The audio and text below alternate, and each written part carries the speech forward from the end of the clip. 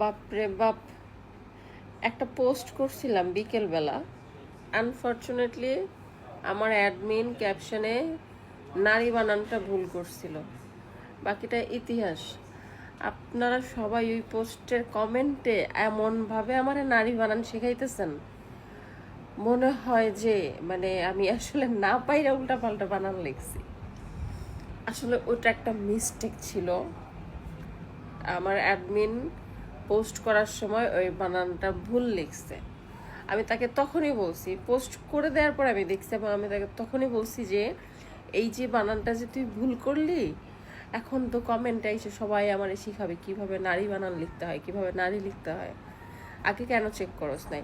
আর রিলসের যে ব্যাপারটা, এটা আপনারা জানেন যে রিলস পরবর্তীতে এডিট করে যে বানানটা ঠিক করবো সেই অপশনটা নাই।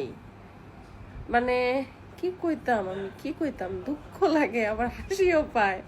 এখন কমেন্টের রিপ্লাই কি আমি হাইসা হাইসা দিব, নাকি রাগ হয়ে দিব, না আমি কি বুঝতে পারতেছি না আমি কেমনে দিব। এটা তো কিবোর্ড হয়ে যায়, অনেক সময় একটা লিখতে গেলে আরেকটা চলে আসে, পরে ওইটা আর খেয়াল করা যায় না, দেখা যায় যে ওইভাবেই পোস্ট করে দিই বা পোস্ট হয়ে যায়।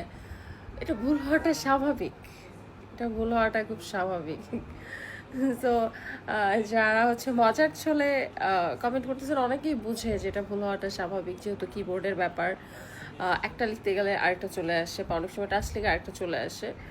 এটা আসলে অত খেয়াল করে দেওয়া যায় না। সো ব্যাপারটাকে সবাই ইজিলি নেন। আমি সিরিয়াস হয়ে যেতেছি আপনাদের কমেন্ট করতে করতে। এখন আমি কয়জনকে রিপ্লাই করব যে না এটা মিস্টেক ছিল, এটা মিস্টেক ছিল? সম্ভব না এটা। এই জন্য ভাবলাম যে থাক, এটা এত পরিমাণ কমেন্ট আসতেছে, এই ব্যাপারে একটা ভিডিওই বানায় দিই।